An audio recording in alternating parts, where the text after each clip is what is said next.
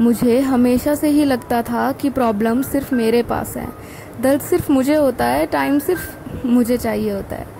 लोगों को दर्द में देखकर मन करता था कि बस उनका दर्द खत्म हो जाए, पर दर्द समझने की कोशिश की ही नहीं कभी। जब खुद को दर्द से गुजरते देखा तब समझ आया कि दर्द को सिर्फ कम करना ज़रूरी नहीं, उसे समझना ज़्यादा ज़रूरी है। हमेशा से ही क्लास में टॉप आने वाली बच्ची मैं जब पहली बार मैथ्स के एग्ज़ाम में फ़ेल हुई तब ऐसा लगा कि अब हो ही नहीं पाएगा, पर हिम्मत नहीं हारी। घर वालों का प्रेशर कहो या अपना एक साल बर्बाद करने का डर, मेहनत की मैंने और क्लियर हो गया अगला एग्ज़ाम।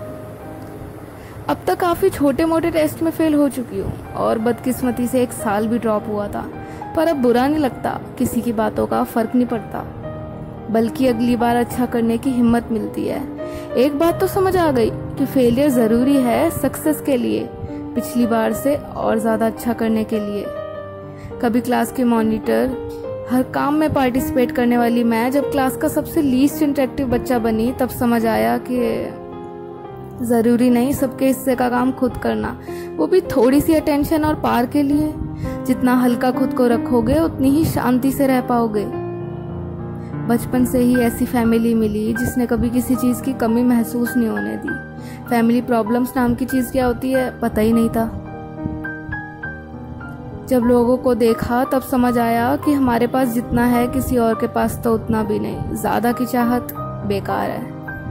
सबसे ज़्यादा खुश रहने वाली मैं जब डिप्रेशन में गई तब पता चला कि मरना बहुत आसान है पर जीना मुश्किल। जिम्मेदारियों से पीछे भागना तो बहुत आसान है पर डटे रहना और उन्हें निभाना ही सबसे मुश्किल। कभी किसी रिश्ते को अहमियत दी ही नहीं मैंने, कभी दोस्ती की ही नहीं किसी से दिल से। शायद लोगों को छोड़ देना ज़्यादा आसान लगता था उनके साथ रहने से। फिर एक ऐसी इंसान से दोस्ती हुई और उसने मेरी ब्लैक एंड वाइट लाइफ को कलर से भर दिया। तब लगा कि शायद रिश्ते निभाना ज़रूरी है। फिर उससे ऐसा रिश्ता जुड़ा कि अब छोड़ना नहीं है। ऐसी दोस्ती हुई जिसे तोड़नी नहीं है। एक होता है ना सबकी लाइफ का स्पेशल पर्सन, वो है वो मेरी दोस्त। अगर यहाँ तक आ गए हो तो थैंक यू मेरे कन्फेशन सुनने के लिए। अगर पसंद आई हो तो हिट दैट लाइक बटन।